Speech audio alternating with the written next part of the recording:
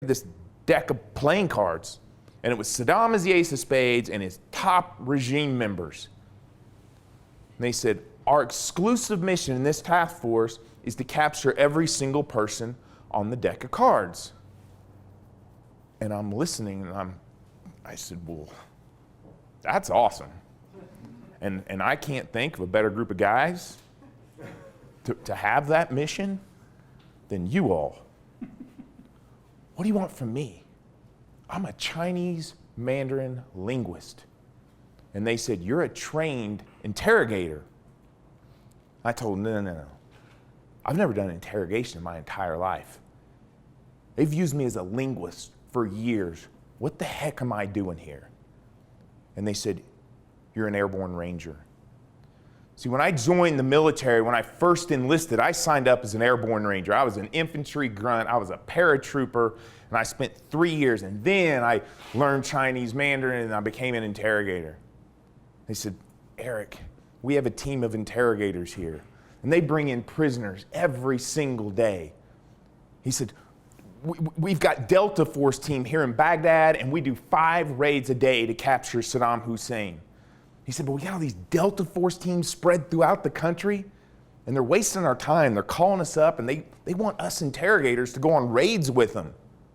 Well, we're not airborne rangers. And he said, we called the Army, said, give us a list of every single interrogator that's an airborne ranger. There was one person on the list. He said, welcome to Baghdad. But that's what I was going to do. I was going to join this team of interrogators, and we were going to track down Saddam Hussein and everybody on the deck of cards. And I'd been in country for just a couple of days, and the senior interrogator, he comes up to me and he said, Eric, there's a raid tonight into Crete. There's a Delta Force team, and they've called us and they want an interrogator to go on the raid with them. So you're going up there. I said, all right, you know, I'll go. I feel obligated to tell you, I can't think of a single person less qualified to go on that raid tonight than me. I'm a Chinese Mandarin linguist. I just got here. And the senior interrogator, he says, Eric, relax. He goes, there's something you need to understand about Tikrit. He said, it's Saddam Hussein al-Tikriti. Right, Tikrit, it's the middle of the Sunni triangle of this entire country. It's a small town of 20,000 people. And when we invaded Iraq, we thought it was so important that we dropped 15,000 soldiers in Tikrit when we invaded. He said, Eric, we wiped the city out of bad guys. There's nobody on the deck of cards there.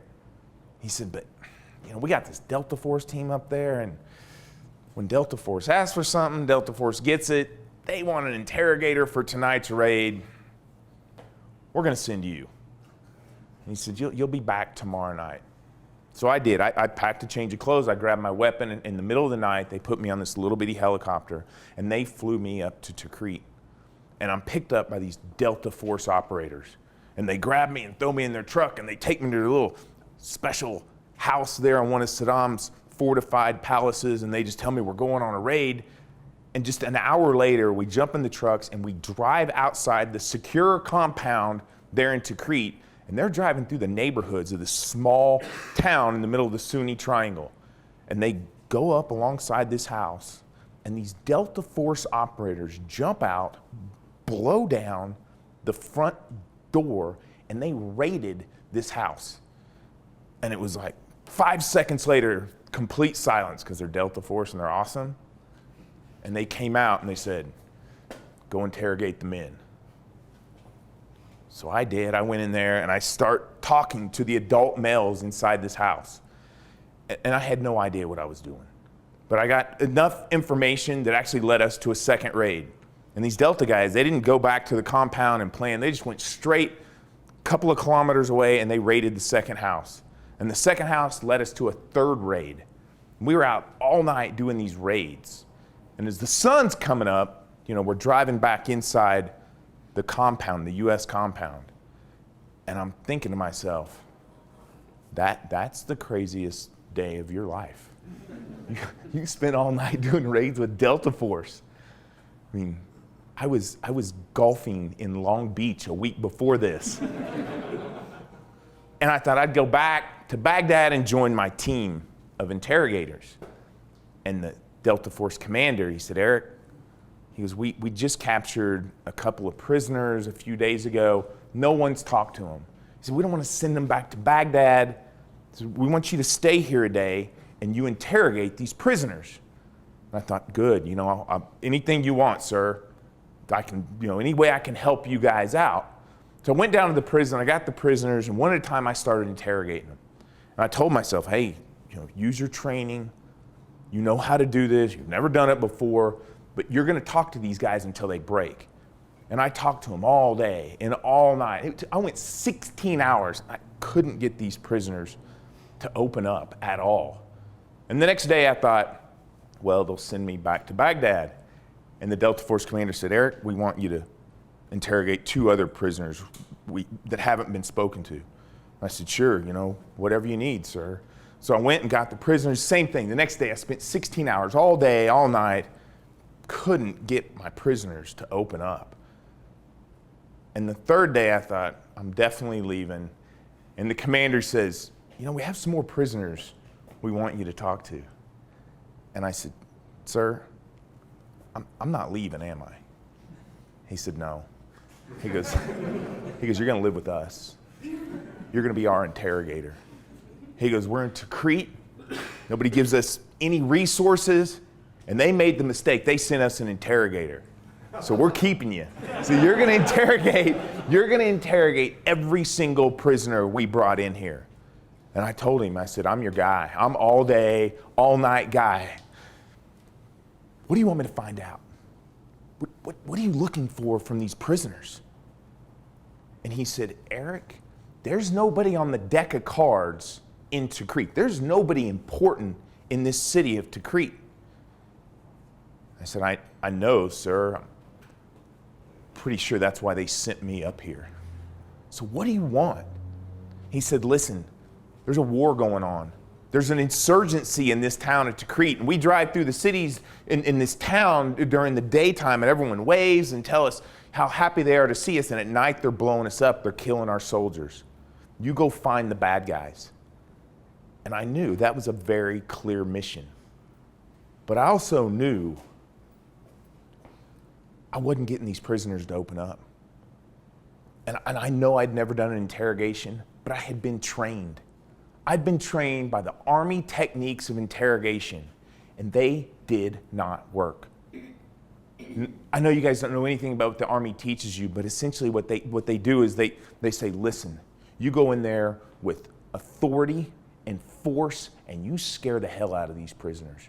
You let them know that they're guilty. We have all the evidence we need against them. They're going to spend the rest of their life in prison. And essentially, you want them to go, Uncle, here's everything I know.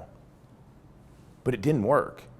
And I knew it wasn't going to work. I mean, listen, I'd only been there 3 days. You spend 16 hours on a technique. If it doesn't work, you start to figure out it's never going to work. But I was in the military.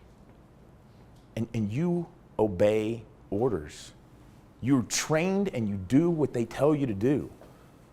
But on that day, I told myself, I said, there's no way this is what the Army wants me to do.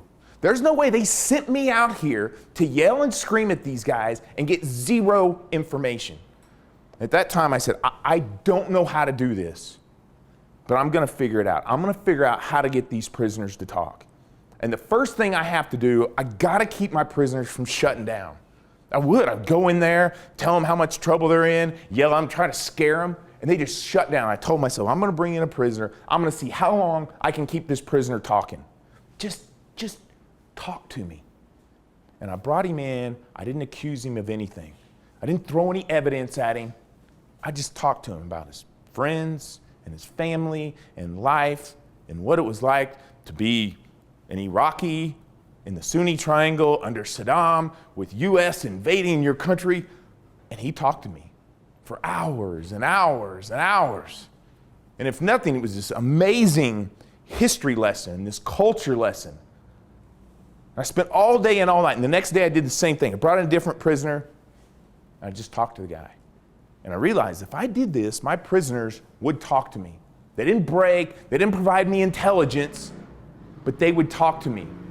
And the more that I went through these prisoners and started talking to them, I also realized when I spend hours and hours and hours with my prisoners, I can tell when they're lying to me. And they had no idea I knew, because I didn't call them on the lies. I just sat there and had this conversation. But I could talk to a prisoner for 5, 6, 10 hours, and I could pick out the 4, 5, 15 times they lied to me. And I'd gone through a couple of dozen prisoners over a 10-day period, and I'm talking to this one prisoner. I talked to him all day, and we're on the second day, and I'm sitting there, and the prisoner looks at me, and he said, "Mr. Interrogator, when are you gonna let me go? I'm innocent, man." And I said, "Innocent?" He goes, "Yeah, we've been talking all for 2 days." He goes, "I have not told you a single lie. I'm innocent." And I looked at him, I said, you haven't lied to me?" He goes, "If I've told you a single lie, you can kill me."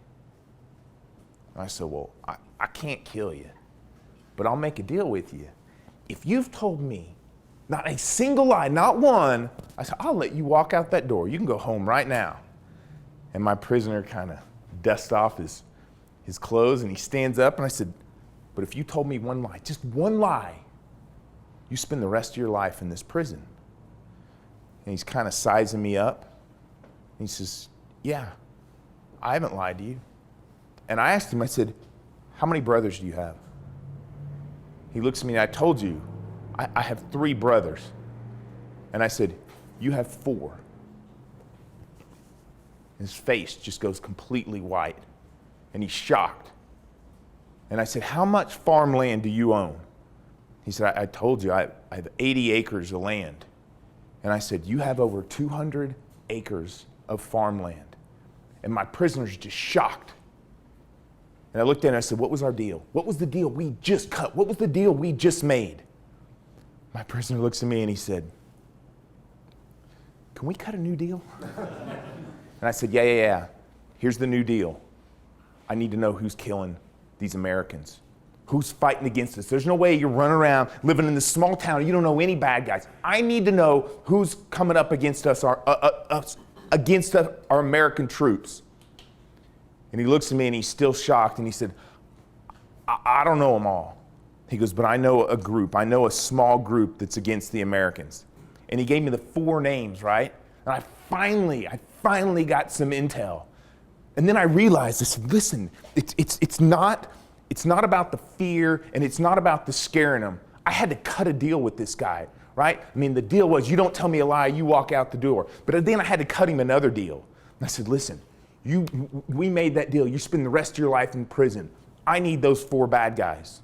And he and I start working together, and he said, listen, if I take you to those 4 bad guys, they're gonna kill me. And then we start working together, and he starts laying out his network of people. And he said, I know there's actually some other guys, and I think they're bad, and I know they know this group. And I told him, I said, listen, you're gonna take us to that guy. And then immediately we're gonna go get these 4 guys, and they won't know you did it. And I said, if you take us to those 5 people, I'm gonna let you walk out the door. And I said, you're not gonna work against us, you're gonna report to me, but I will let you walk out that door. And we did. My team, we went and we conducted those raids, and we brought in 5 insurgents from this one man. And I let him walk out the door. And I knew at that point, I said, I know how to, I can do this. I don't know exactly how it works, but I started bringing in my prisoners. And I would just talk to them. I would capture them in their lies. I would reveal those lies to them, and I would cut a new deal. And then I came up with a way. We had to create a way together we could get them out of this prison. And I know it sounds crazy. You let bad guys go? Yep, we sure did. We let them go as long as they gave us, more important, higher numbers of insurgents. And so that's what this team, this Delta Force, and I did for weeks and then months. We'd gone through 200 prisoners, and every other day, 3 or 4 times a week, we'd do these raids, bring in these prisoners, work with the guys who broke, let them go, and we started building this link diagram of the entire city of Tikrit. And I thought maybe there's a couple of hundred insurgent fighters, right? But the more I get these prisoners to open up, I realized It's not 200 or 500 or 1,000, but we created a link diagram of the insurgency in Iraq that was over 2,000 people. We had an entire wall filled with this huge insurgent link diagram. But the more I started interrogating these prisoners and the more they started to open up, we started to realize this insurgency, it has small teams, right? And they have commanders and sub-commanders and regional commanders. And we start tracking this mob of insurgents. It all started to tie together. And after 3 months, we finally learned that the insurgency in the Sunni Triangle, it was being run by one guy, one bodyguard. He was a former inner circle bodyguard of Saddam Hussein. So Saddam, brutal dictator, everybody hates him. He spent 30 years in power. Pretty much everyone in the country, even his own people, wanted to kill him. Well, the way that he stayed alive is he had over 200 personal bodyguards. And Saddam Hussein was from Tikrit. And the only people he trusted to be his bodyguards were Tikrit people. So all of his bodyguards were from the same small town that I was working in.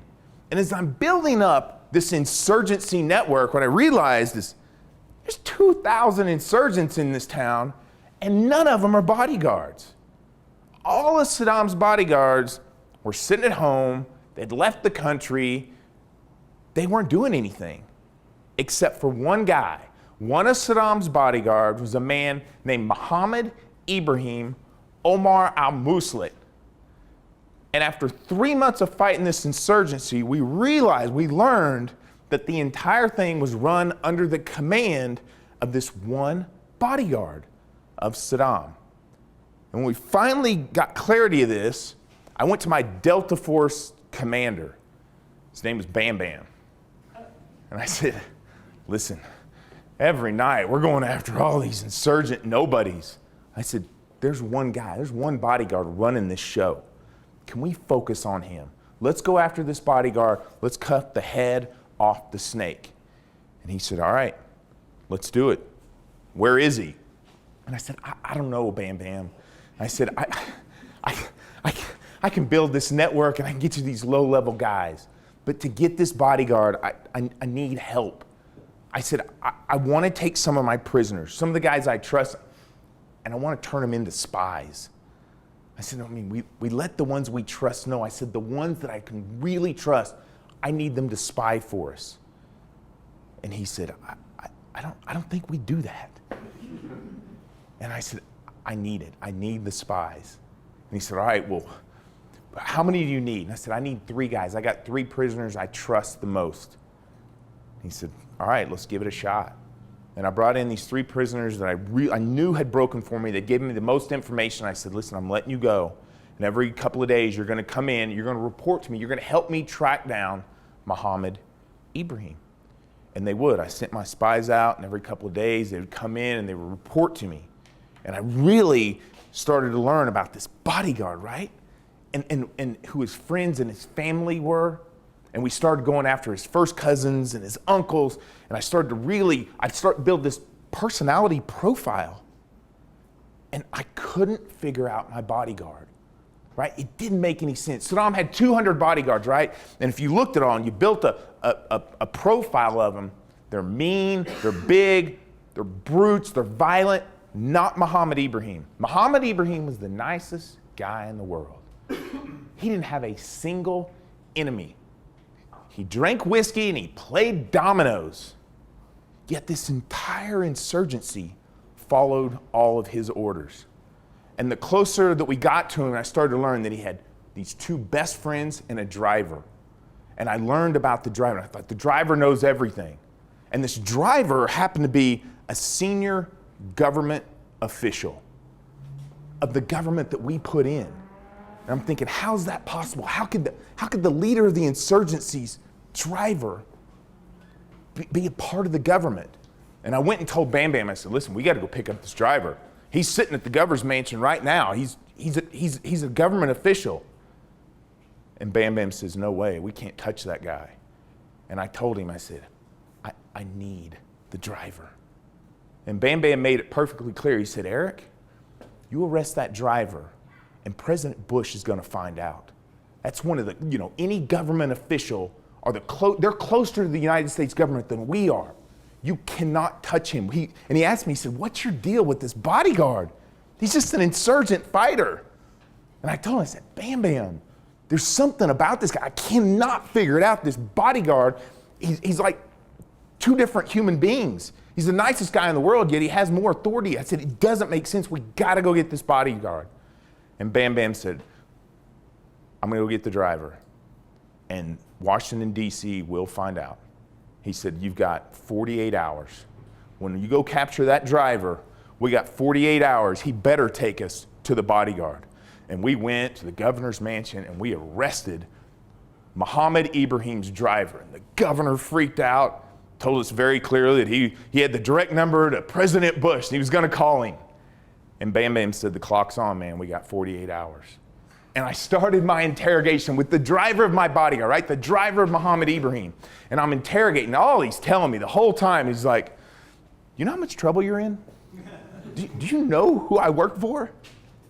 So I really feel bad for you, Mr. Interrogator. You're in so much trouble. And this went hours and hours. And finally, he's sitting there and he says, so what if I'm Muhammad Ibrahim's driver? He said, why do you care so much about Muhammad Ibrahim? And I told him, I said, he's running the insurgency. Every attack against every American, every innocent Iraqi since this war began has come at the orders of Muhammad Ibrahim. And the driver kind of looks at me and he said, you have no idea what you're talking about, do you? And I've had it, right? I've got all this pressure and I got Bam Bam in trouble. I grabbed my driver. I said, listen, I didn't go to all this trouble to get you arrested, to bring you in here just so you can tell me I don't know what I'm talking about. I said, I knew far before I ever met you. I have no idea what I'm talking about. And he did. The driver laughs. And he said, my boss, Muhammad Ibrahim, he's never ordered a single attack. He said, there's only one man that orders the attacks, and that's the president, Saddam Hussein. I said, where is he? Where's Saddam? He said, he's in Tikrit. He's been here the whole time. I said, where? You got to take me. He said, I don't know where he is. He goes, my boss, Muhammad Ibrahim, he's the only person that knows where Saddam is. He said, I'm Muhammad Ibrahim's driver. He goes, I drive around millions of dollars throughout the country.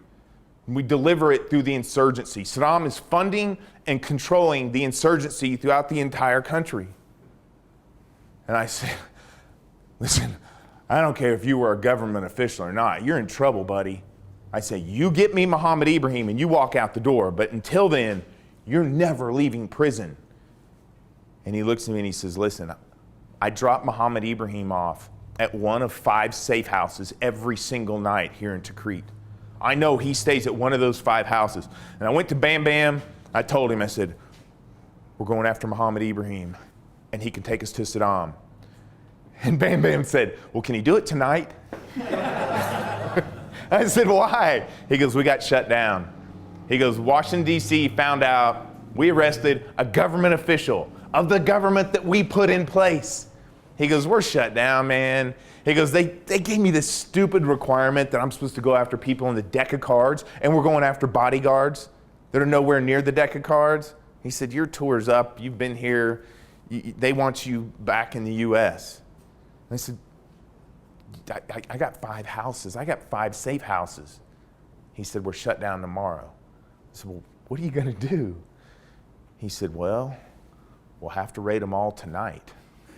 So Bam Bam and this Delta Force team that I spent all these months with, they planned a raid on every single one of the safe houses of my bodyguard, this Muhammad Ibrahim. And that night, they raided all 5 houses. And Muhammad Ibrahim was not at any of them. And they brought all the prisoners back, and I started to interrogate them. But I could get these prisoners to break, and they opened up really quick and like, yep, Muhammad Ibrahim running the insurgency. Remember I told you he had 2 best friends. And one of the prisoners breaks and says, listen, Muhammad Ibrahim, he's with his deputy, he's one of his best friends. and they went down to the city of Samara. It's about 45 minutes away, and another prison's like, I know where that house is. And I went to Bam Bam, and I said, one more raid. Come on, just do it one more day. And Bam Bam said, we got to do it quick. I said, all right, here's the house. This is Muhammad Ibrahim. He left Tikrit. He's in Samara. This is his deputy. He'll be at the house. And the next night, Bam Bam and the team, they went and they raided the house of the deputy. And the deputy and Muhammad Ibrahim were not there.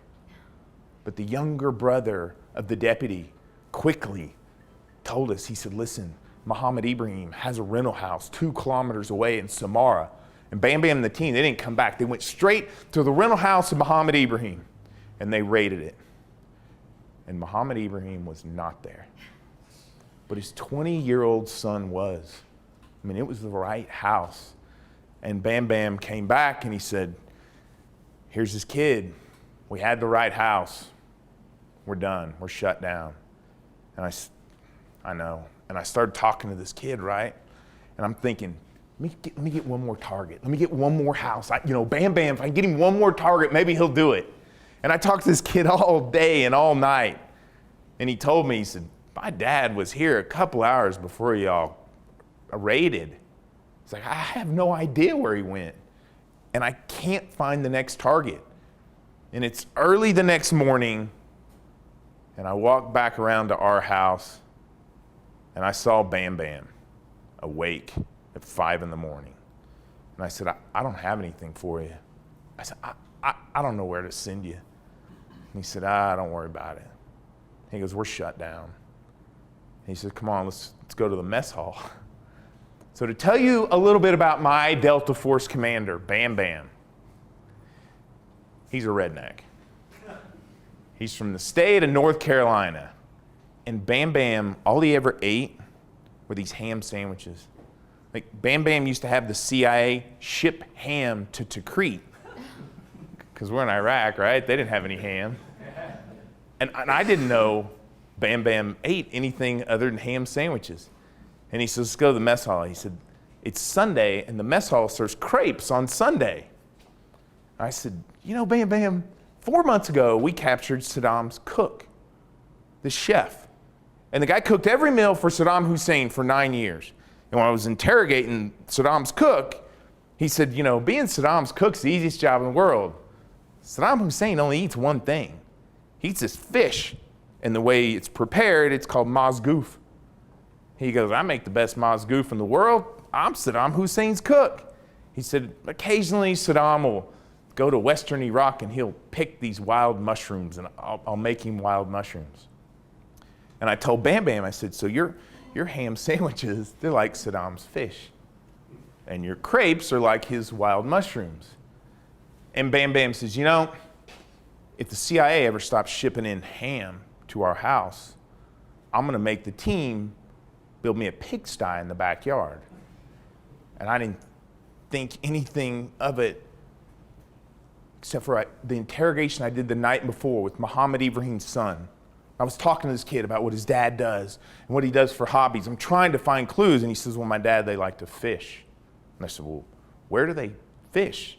He said, they fish along the Tigris River. And I said, where along the river? And he said, well, they just built this pond. They fish next to the pond. And I didn't think anything of it until Bam Bam said, pigsty. And I realized the pond they built, that's Saddam Hussein's pigsty. His guys, they can't go to the store and get him fish. They built him this pond. So I explained all this to Bam Bam. If you guys want to know what desperate is, it's when a Delta Force team is going to conduct a raid on a fish pond based on a conversation about crepes. But that's what we were going to do. Bam Bam agreed that night, the Delta Force team was going to raid that fish pond. And he made it perfectly clear. He said, this is it, man. We're shut down. He goes, you got to be in Baghdad tomorrow. He goes, we're going to raid this fish pond. He goes, I don't care if we find Muhammad Ibrahim or we just catch some fish. This is it. And I said, no problem. He's got to be there. He'll be there. And at 1 o'clock in the morning that night, Bam Bam, this Delta Force team I'd been with, conducted a raid at this fish pond, and there was a little bitty shack there. And they went in, they raided the shack, and 20 minutes later, Bam Bam calls back and he says, "We got 2 guys." And a few minutes later, he calls back on the radio and he said, "It's a dry hole." He said, "It's not Muhammad Ibrahim, it's just 2 fishermen." He said, "Get all the prisoners out of the house and go to the helicopter pad, because you guys are all going to Baghdad." And I did. I got all these prisoners that I'd spent all this time with, and I went to the helicopter pad, and Bam Bam and the team showed up with these 2 fishermen, and I said goodbye to the team and loaded up all these prisoners, and I left. And I went back to Baghdad, where I started 4 months before. And when I got there, the senior interrogator, he said, "What'd you do?" He said, "You wasted your entire trip into Crete?" He goes, "We told you there was nobody up there. You were supposed to be there 1 night. What were you doing?" And I said, I'm sorry. I thought we were going after Saddam Hussein." He said, "In Tikrit? You idiot, I told you there's nobody in Tikrit. What did you find? You came back with fishermen." And I said, "Well, what are you going to do with my fishermen?" He said, "Same thing I'm going to do with all your prisoners, because we're going to release them. There's nobody on the deck of cards. You wasted your entire time on all these prisoners." And I said, "I haven't spoke to these fishermen yet." I said, when are you releasing?" He said, "They're released tomorrow morning." I said, "Give me the day. Give me tonight. I got to talk to these guys." And I brought in the first fisherman. I started talking to him. And then I put him aside, and I brought in the second fisherman. And immediately I knew, I said, their stories are different. Their stories are off. And so all that day and through the night, I went back and forth with these 2 fishermen. I brought one in, brought the other, and it took me 13 hours. But after 13 hours, I turned these 2 fishermen against each other. And finally, after 13 hours, one of the fishermen breaks. And he said, "Muhammad Ibrahim has a deputy, and that deputy's my cousin. And they hired me. I catch fish out of the river, and I stock this pond." And I said, "Where are they?" He said, they left Samara. You guys were doing too many raids here in Samara. They left." I said, "Where did they go?" He said, "I think they went to Baghdad." And this fisherman tells me, he said, "Listen, my cousin, the deputy, we have a mutual aunt and uncle in Baghdad." He goes, "I think they went there." And I said, "Well, that's great, because we're in Baghdad." And I got the map, and we drew it, and he showed me the exact location. And I called the Delta Force team in Baghdad, the Bam Bam of Baghdad, and I said, "Listen, I'm the interrogator up in Tikrit, got this prisoner, I got a great raid for you. I think there's a senior bodyguard there, and I got the exact location." And he said, "Are you the guy that brought in the fisherman?" I said, I know, but the fishermen, I'm telling you, they're going to take us to this bodyguard, and he's very important." He said, "Man, we're really busy." And I said, "Well, can you do the raid?" He said, I'll put it on the list." And that's all I heard. And I just waited. And the team of interrogators told me, said, "Hey, your flight leaves the country in 3 days." And I just waited, first day and second day, no raid. And I'm supposed to leave the country at 8 o'clock in the morning on the 3rd day. And at 1 o'clock in the morning, I'm sitting in the prison, and the Bam Bam of Baghdad calls. And he said, "Well, we had a slow night, and we did your raid." Said, "Muhammad Ibrahim wasn't there." He goes, "But we can bring in the prisoners if you want." And I said, yeah, bring them in. I got to figure out what went wrong. And they brought in the prisoners, and they had them all sitting over there, and they said, it's that guy's house. So I brought the homeowner, and I sat him down, and I started to interrogate him. And it's 2 o'clock in the morning, and my flight leaves at 8. And I started, it was first hour and second hour, and I'm talking to this guy, and I realized, I said, this guy's not from Baghdad. This guy's from Tikrit. And it took me a couple of hours to realize it, and I'm talking to him, and I'm getting his information, and I realized, I said, this is my bodyguard's deputy. This is Muhammad Ibrahim's deputy. And I revealed that to him, and of course he denies, and it takes me 2 more hours, right? So it's almost 6 o'clock. He finally admits that he's the deputy. And I'm asking him, I said, listen, you're the deputy of Muhammad Ibrahim. You're never leaving. You have to take me to Muhammad Ibrahim. And he looks at me and he said, well, he was at the house last night. And I'm thinking, oh, we just missed him. I keep missing this guy. And the deputy's kind of looking at me, and he said, he was at the house when the soldiers came. And I'm thinking, did they get my bodyguard? Did the Delta Force team in Baghdad get Muhammad Ibrahim and they didn't know it? And I went to the guards, I said, where are all the prisoners from last night's raid? And there's just 3 prisoners sitting on the ground. And I'm thinking, do they have my bodyguard? And I went over to the prisoners, and they're sitting on the ground, and they're handcuffed, and they're hooded. And I go over to the first prisoner, and I'd never met Muhammad Ibrahim. I'd never seen a picture of Muhammad Ibrahim. But I knew exactly what he was supposed to look like. And he was supposed to have a chin, like the actor John Travolta. So I lifted up the first hood of my prisoner, and that's not him.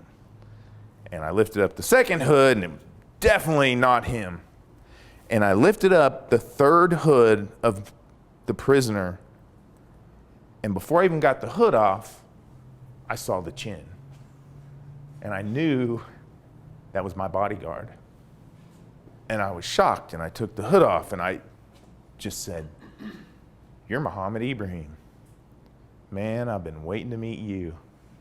And he looks at me and he said, "Yeah, I've been waiting to meet you too." See, when I went to Tikrit, I was supposed to be there one day.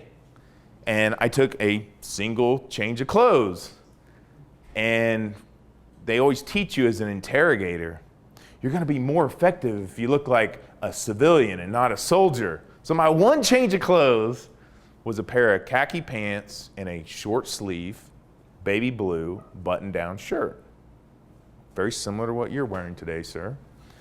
So every interrogation that I did over this 5-month period in the town of Tikrit was wearing this short sleeve, baby blue, button-down shirt. And when you interrogate about half the male population, the insurgency gets to know you. And Muhammad Ibrahim said, "You're the interrogator in the blue shirt. I've been waiting to meet you too." And it's after 6 o'clock. My flight leaves at 8. I grabbed Muhammad Ibrahim, I took him into the booth, and I told him, I said, the only thing we're going to talk about is the exact location of Saddam Hussein.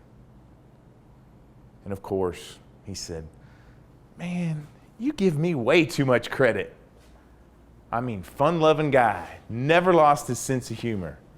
He goes, "Who do you think I am? You give me way too much credit." And I very seriously, I told him, I said, "I didn't give you any credit.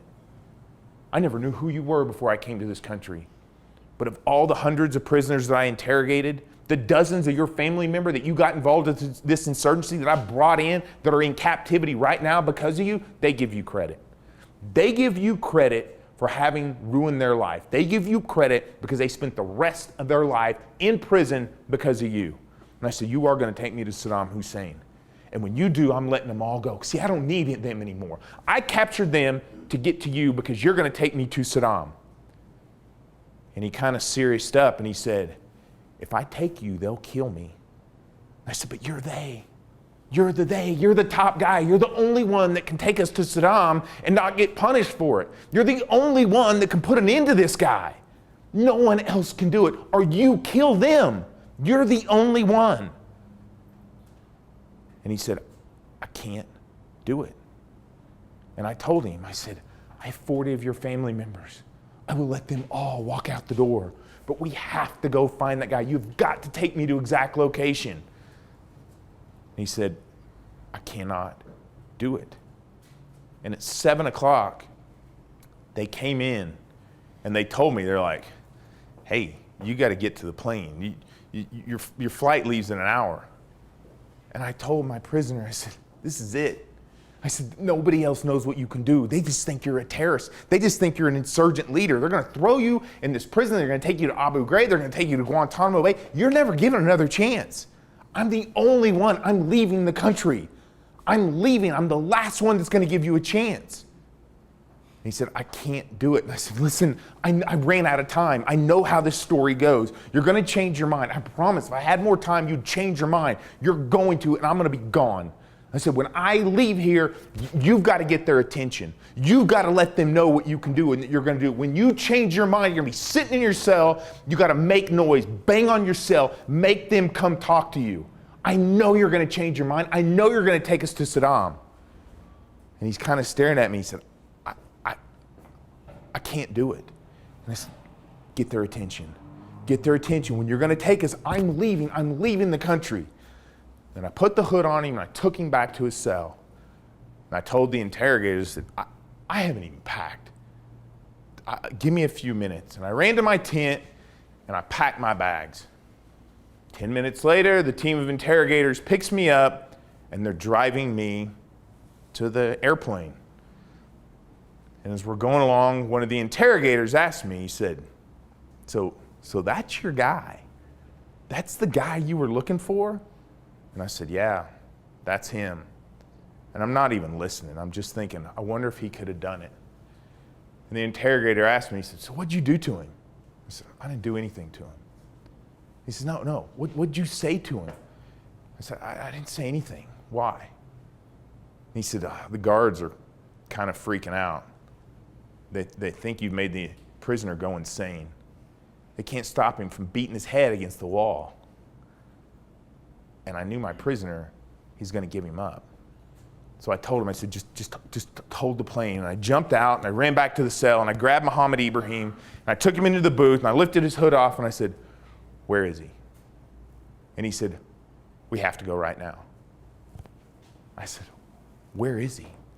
He said, I'm going to help you find Saddam. And I grabbed him and I said, you're not going to help us do anything. You're going to take us. And Muhammad Ibrahim grabs me and he said, you want to go? He said, let's go right now. You and me, let's go. And I'm shocked. And I said, where is he? He said, he's in Tikrit. He said, he's in this small village called Adwar. It's just a couple of kilometers south of Tikrit. He's at the farmhouse of a man named Qais Namek Jassim. And I said, he's got to be there or you don't get anything. And my bodyguard said, he's there. We have to go now. And I got the map and we drew the sketch. And I went outside and the interrogators are back to pick me up. And I was like, guy just broke. He's going to take us to Saddam. And they said, get on the damn plane. I said, I don't think you understand. This guy can take us to Saddam. He just broke. And the senior interrogator said, well, where is Saddam Hussein? I said, he's in Tikrit. He said, Staff Sergeant, go get on the damn plane. That's an order. And I gave him the sketch and I gave him the map and I said, please call Bam Bam. Call Bam Bam, tell him you captured Muhammad Ibrahim. He's going to take you to Saddam Hussein. And he takes the map and they load me on the truck and they took me to that airplane. And I left the country. And when you leave this task force, they don't fly you back to the United States. You go to Doha, Qatar, and you do this huge out brief, right? 'Cause it's top secret and all this cool stuff.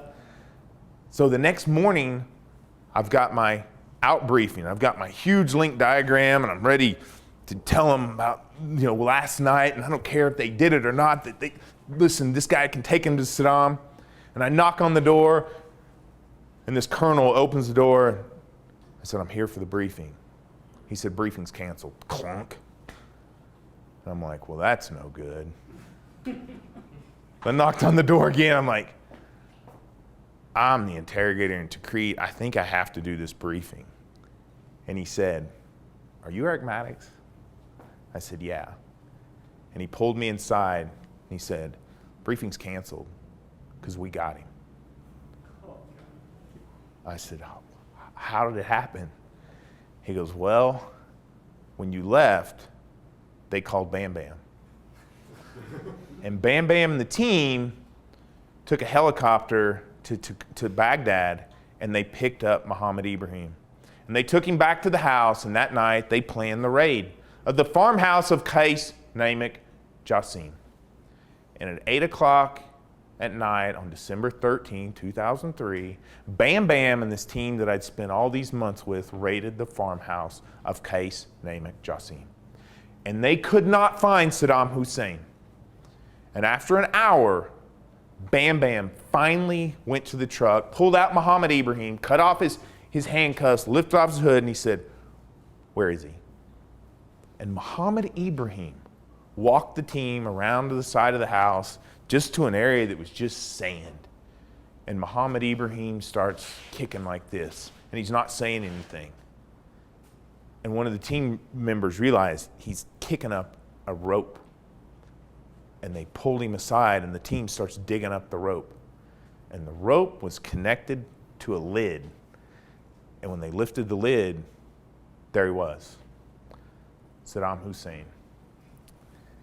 He was captured in Tikrit, the one place that they said he wasn't. And he was pinpointed by his bodyguard, the one guy that Saddam Hussein trusted to never, ever, ever give up his location. And Muhammad Ibrahim was on top of this link diagram full of thousands of people that nobody in the United States government cared anything about. And that link diagram was created from an interrogation technique that did not exist 6 months before from an interrogator who had never done a single interrogation in his entire life. And that's how we captured the Ace of Spades. Thank you.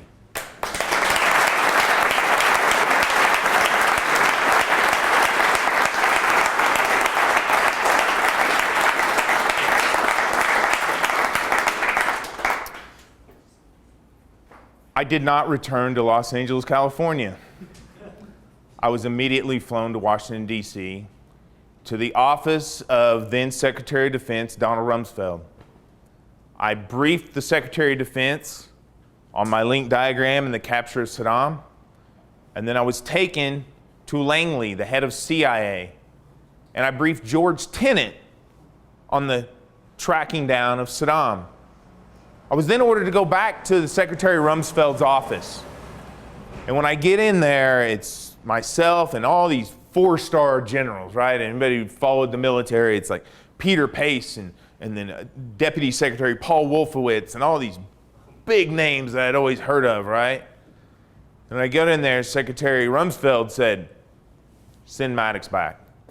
Send him back to Iraq. I'm sitting there going, I'm going to go wherever this guy tells me.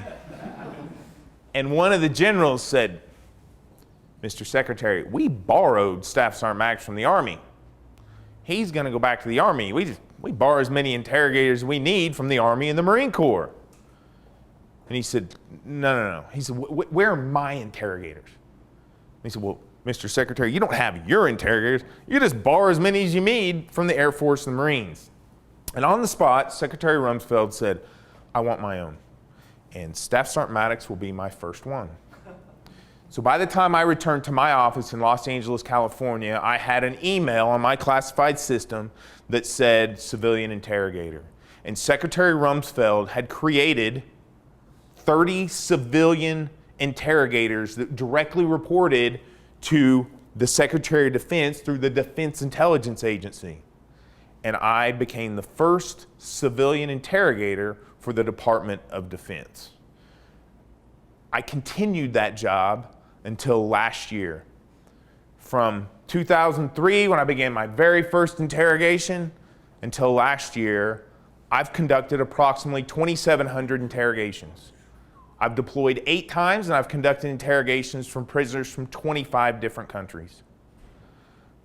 Obviously, as an interrogator, I enjoy asking questions. I do them by the millions.